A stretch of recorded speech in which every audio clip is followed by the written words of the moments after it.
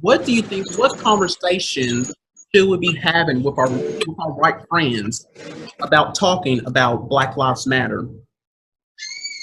Well, first and foremost, let me add to something that you just said. Yeah, I absolutely. think the police officers in Minneapolis, I think they don't have any feelings for us.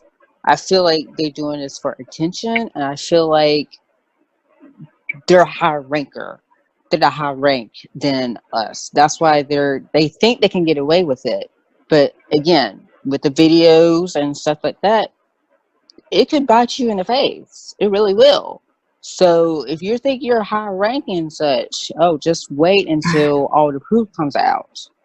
So honestly, to show how I feel, show how we feel, what we deal with every single day, uh, what we go through, how they can basically white privilege. We don't have privilege. So I think we need to have the talk with them to see if they can understand of what we've gone through, what we, and etc. So I think that's a good conversation that we should be having with our white friends.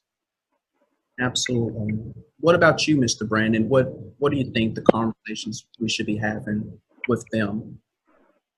Yeah, so the first thing I would say is that I'm not seeking conversations with them. One, I think this has really allowed me to, I guess if you're looking for any type of silver lining, it's allowed me to filter through people who I may have considered friends. Mm-hmm. And so I appreciate that piece because I hit dogs holler, and I for lack of better terms, but I think the more I call out and the more people respond, I'm able to filter through and see where your thinking is. Because you're not as reserved now that you see that there's a large group, that we may have Black Lives Matter movement, we may have organizations that are, grassroots organizations or national organizations that are really, speaking out, as well as just, citizens. But to kind of see how when I say something and how someone thinks that they have enough comfortability with me to be able to speak exactly how they really feel, to contradict, and to, try to find ways to, discredit my own feelings and my own experience. It's an eye-opening thing, but I'm grateful for that. But I think the conversations that I have had are for those who are really seeking to learn, and they may want to run. They know I'm not the spokesperson for all Black people and for the entire Black experience, but they trust me enough to be honest with them, but also say, this is where you may want to start. Because sometimes just Googling things doesn't work. With Mm-hmm. media and the way that things are portrayed, sometimes the top results are always going to be the sensationalized experience and not really getting down to it. And so, I may direct them to, someone who I feel like is more, knowledgeable, who is more active, and who I feel like may be able to set things in a way that me through my emotions may not be able to. But I use myself as sort of like a key to but again, as I said at the beginning, I don't seek out to have those conversations with people necessarily very often, because I don't think that it's the oppressed responsibility to educate the oppressor on what they're doing, because I think most people are aware in most cases. And if you seek out to gain any knowledge from me, or you just want to hear my voice, I'm willing to share it to an extent. But no, I don't think it's my responsibility to go through it and then try to say, hey, this is what I'm going through, when they're the ones doing it, if that makes sense. I don't want to be long-winded, but I think there's several conversations we do need to have with our white friends. I do believe that a lot of white people just don't believe that racism exists. Mm-hmm. We have to understand that racism, as Black people, we need to understand this. Racism really should be white people's problem and not ours. Think about what I just said. Racism really shouldn't be our problem. It should be their problem. Think about the history, which a lot of our white friends don't know. A lot of white people didn't know about Juneteenth. There's a conversations around education, I think, that needs to take place. And racism exists. So one of the things that I initiated several conversations with my white friends is just teaching them about systemic racism, teaching them from every aspect of American life. For Black people, there is an injustice. Education, housing, employment, healthcare, I can keep going down the line. There is an injustice for Black people in every facet of American life. And because many white people are privileged, they don't see that. Mm-hmm. One thing that we know from being privileged is that people who are privileged don't see the other side. They don't consider the other side. Privilege is rooted in selfishness. It's all about self, and not worried about the others. I mean, slavery in and of itself was just outright evil, but more so selfish. So just teaching them about systemic racism, teaching them about how we got to this point. You will be surprised about how many white people simply just are ignorant, let's be very clear, about how we even got to this point. They are victims of miseducation just like a lot of us are. I went to a predominantly white high school, and I sat in the same classrooms they sat in. And when you get to slavery, it's literally one paragraph in the textbook.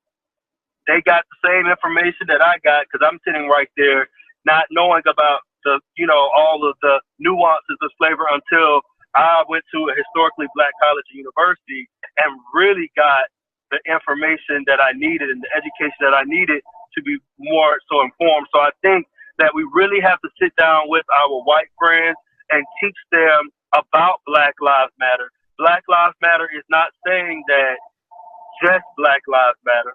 We're saying that all lives should matter and that Black lives matter too. And the way that I put it is, if everybody's sitting at a table eating food, if all of us right on this call right now were sitting at a table eating food, and Damian, you didn't get food, you're not going to say everybody deserves food. No, you're literally going to say Damian deserves food. I deserve food. Why? Because everybody else is at the table eating.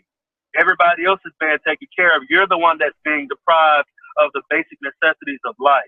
So therefore, just explaining to them, because they simply don't understand. When we say Black Lives Matter, or some people, when we say Black Lives Matter, you have to put that into context. We're talking about us as Black people who have been enslaved for 246 years, oppressed for 400 years, from 1619 to 2020. They don't understand that. So that's the conversation we need to have. We need to start with education first. And I just wanted to chime in on that from Dr. McMillan. I think is it Jane Elliott? She's a professor that teaches a lot about race, but she said something in a video I watched a couple of days ago where she said that the education system in the United States especially is indoctrination of white supremacy. So yes, we're taught as we go K through 12 that, I call it the superhero syndrome. Like white people have scoured the world and liberated all of the people. And, we should thank them, and we should, lift our forefathers up and things of that sort. And slavery was something bad, but it's all better now, and so we're taught that. And, even myself, it wasn't until I went to North Carolina A&T State University that I really got immersed into different forms of thought from people that look like me. And, it was like I saw unicorns or anomalies, and, I wanted to mimic myself after those, leaders, but we were always taught that it was a few of them in the past, and they did something and somebody killed them. That was it. And I even think now when I taught fifth grade, I'm going back to fifth grade, but my county has purchased a program that you know, it's an English program where they do like research projects. And the last research project in 5th grade is the Civil War. And they have to read about influential Civil War characters. The only Black person is Harriet Tubman. So out of this entire war, out of this entire social situation that led up to the war, for hundreds of years, the only Black person you choose is Harriet Tubman because they've tried to babyfy her and they've tried to dumb down her history, and they try to dumb down Black history to the point where you have a few strong leaders that stood up against oppression, but they never focus on who was the oppressor and how is that oppression still continued 100 years later. And so, you know, with that, it is that part about a lot of them are literally miseducated, purposefully miseducated, and they're caring about their lives in what I consider a terrarium, where they see what's outside of the glass, but everything they need, the entire structure has been placed to give them everything they need inside that glass. And so they don't have to worry about what's outside until situations like this happen, where we have protests and marches and people saying, okay, it's done for. And so now they're faced with the reality because we're trying to shatter that glass. And so when you keep hearing that ding, ding, ding on the glass, you have no choice but to pay attention. And I think that's why this moment is so special to me and so, you know, so important to actually, you know, putting forth what I seek to do in my classroom every day, but on a grand scale.